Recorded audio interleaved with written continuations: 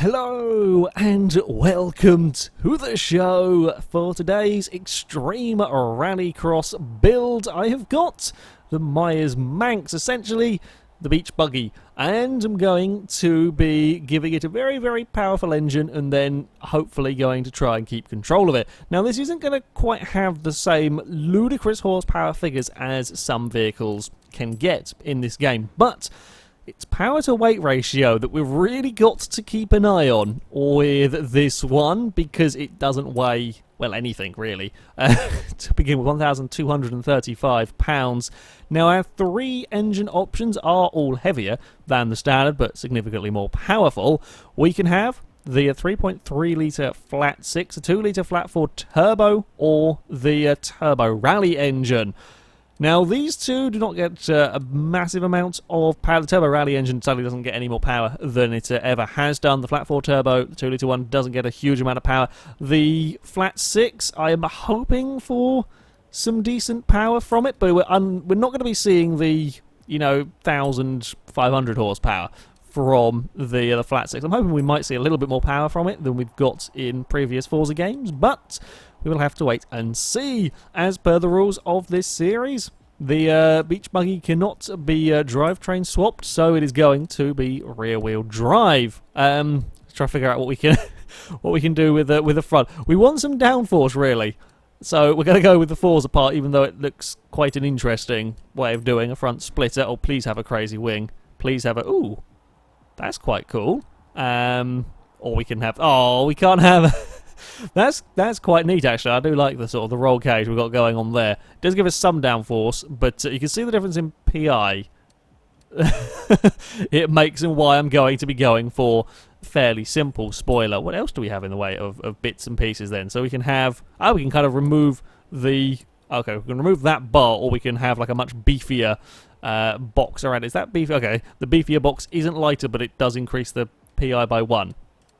Don't know. We're going to take it all away. And side skirts, we can add sort of some chrome, I guess, steps, I guess, that they used to get into the car. It reduces the drag. So yeah, we will have them. Right, tyres. We want... Bloody hell, that tells you how bad the standard tyres are on this.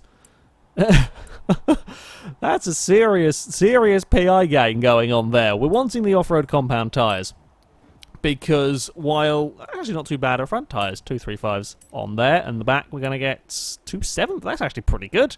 Pretty good tyre. I thought we might have really skinny tyres on it.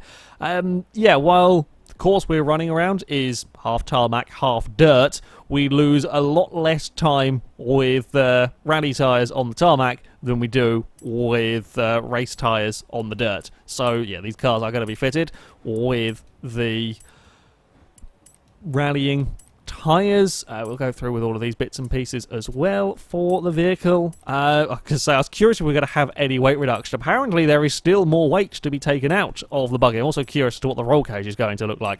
Are we going to have a crazy roll cage? I'm kind of hoping. Make up for the fact that I can't put the crazy roll cage on. Please do. Oh.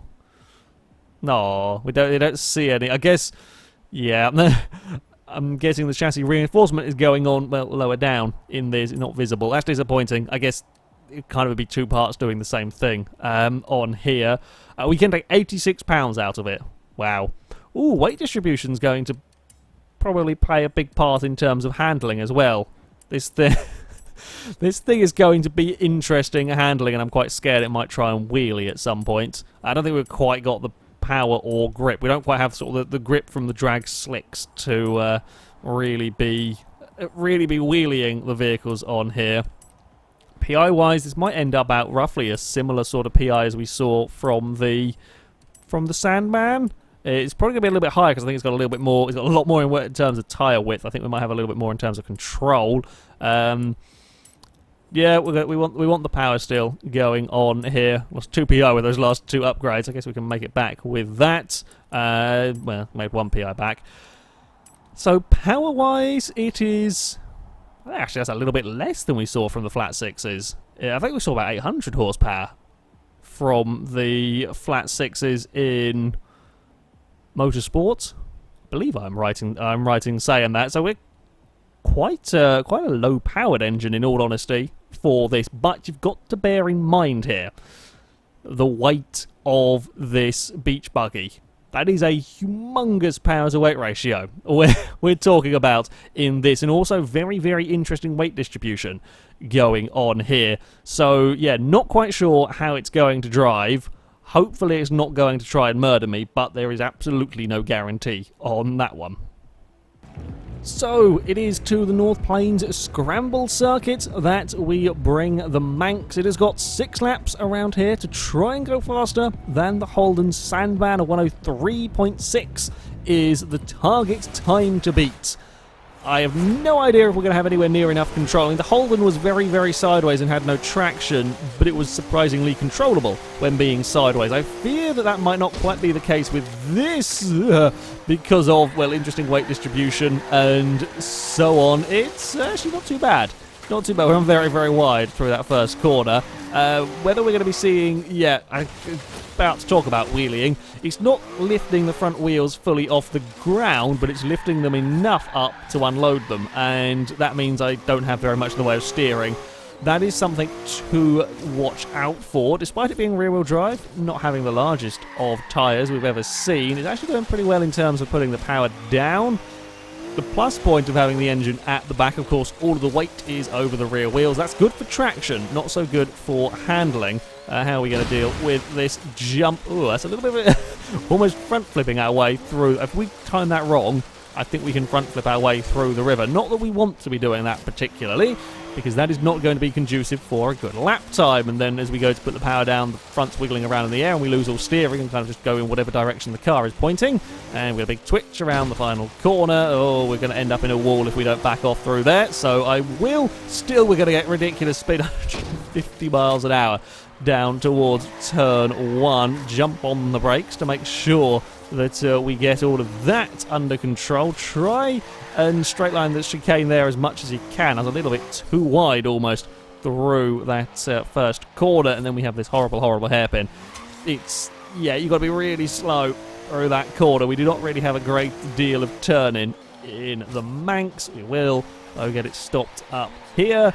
This could have been worse. Again, much like with the Holden, I thought the Holden... It was very, very sideways, the Holden, but it was quite controllable with being sideways. This is less sideways.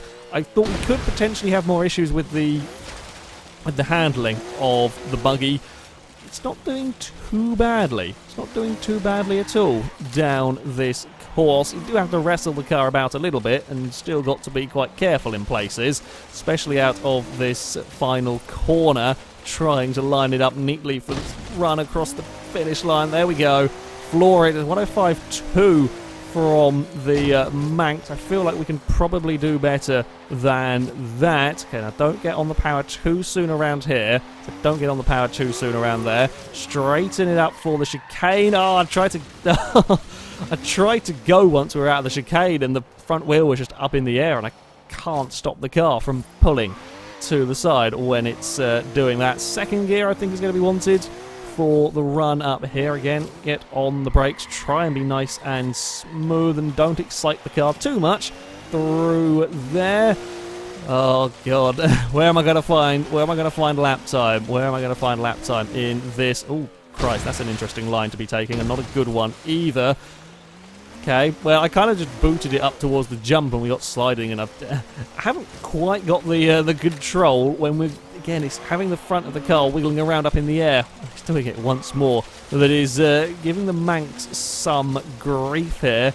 Got a couple more laps to go faster on, though, so let's give it a try. We are travelling at tremendous speed, 158 miles an hour in a beach buggy, down towards turn 1. That time, much neater. Much neater. In fact, fourth gear is nice and friendly through there. Now we can get on the power. It did lift up a little bit, but not quite enough to drag me off course. And I'm now braking a little bit early. Brakes are pretty potent on this, actually. Maybe third gear.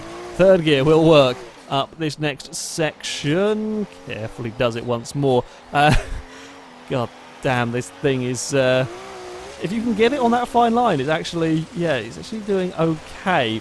I think probably the higher gears are where it's going to have to be at. Fortunately, relatively short gear ratios, this thing. And we've not got tremendous turbo lag going on, so we can get away with running it in slightly higher gears in a couple of places. Right around these final corners.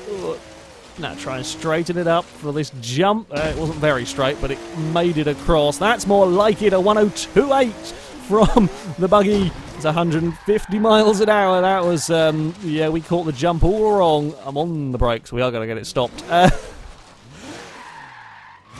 is a vicious... I was surprised by the viciousness of that bump when I drove the Sandman. I mean, it's only going to be a matter of time until something had a problem there. The Beach Buggy, well, perhaps not too surprised again. We saw with the Opel Manta having a lot of issues in the less powerful of these two series, in the rally car builds. The Manta lost quite a lot of time just across the bumps towards the finish of that course because it got chucked about so much. And this is, well, even lighter again than the Manta. So if it's not perfectly lined up for these jumps, it can get itself into some bother, especially if we're jumping into water. Well, this lap is completely ruined. We're going to get one more try. We are going to get one more try with this. I'm not sure where we're going to find any more time. I shall give it my very best shot. We'll try and not spin immediately on the first corner. It wasn't even the first corner, kind of before we got to the first corner, that we ran out of grip in the Manx.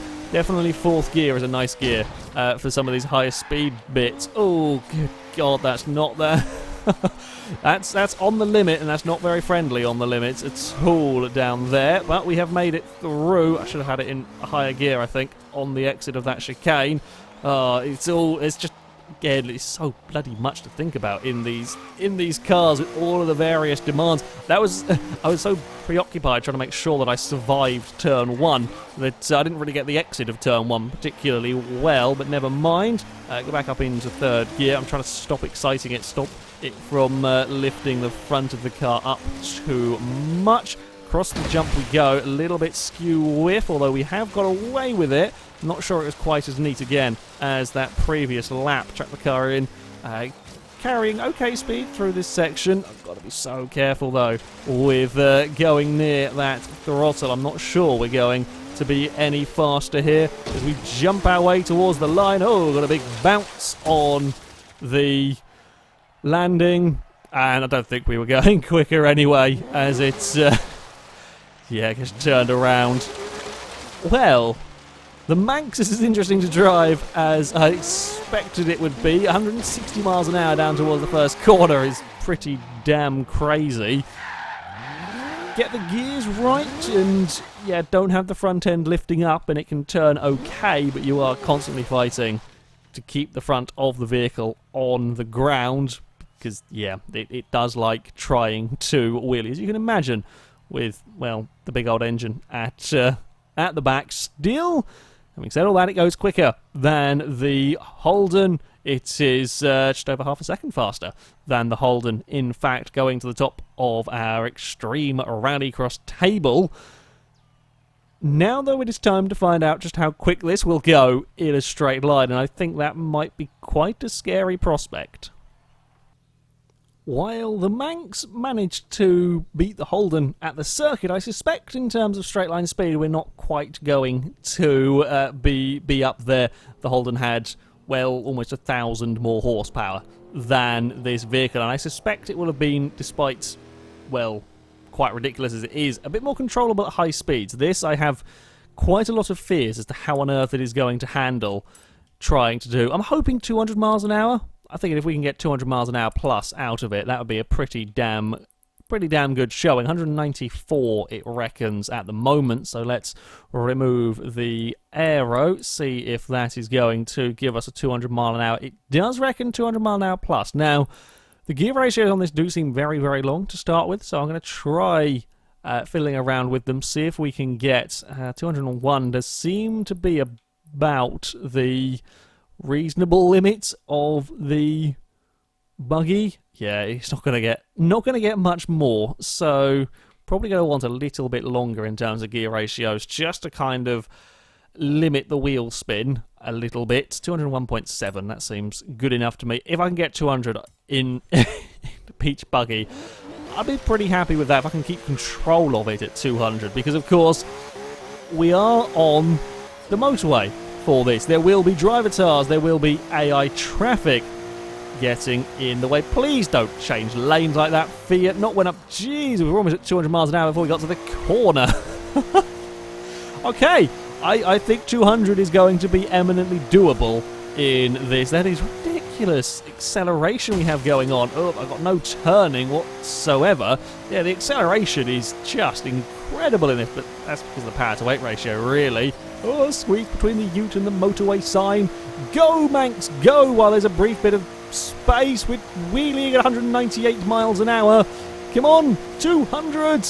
We've done it. We've cracked 200 miles an hour. 201 miles an hour, in fact. It did just flick over to the 201, and now we've got to dodge a transit and a supercar of some sort. I can't spend too long looking at the vehicles. I think it was a co-insect, but there we go. 198 miles an hour through the speed camera. Not going to beat my previous best. I think I did that with the Regera at some point down there. Yeah, we're not going to get 260 out of the Manx, but it's quite happy to sit at 200. I guess this is just its aero limit.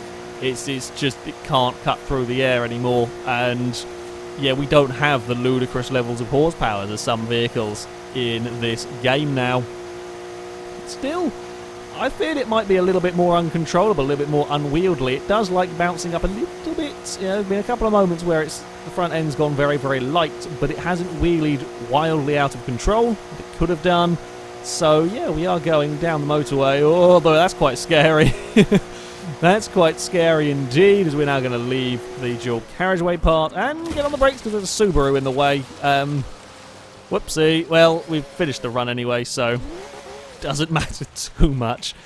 We cracked 200 miles an hour in it, though. I'm fairly pleased with that. And a decent lap time as well. Yeah, it gets quite interesting. Any high-speed change of direction, I think, with this car would be quite dangerous. We saw that a little bit as we came towards the end of that run. Trying to change lanes even on the motorway at 200 miles an hour does cause the front to lift quite scarily. So that's something to watch out for. But yeah, 200 in a beach buggy is not bad going at all. And it was manageable around the circuit, even if we did have a little bit of a spin across the bumps.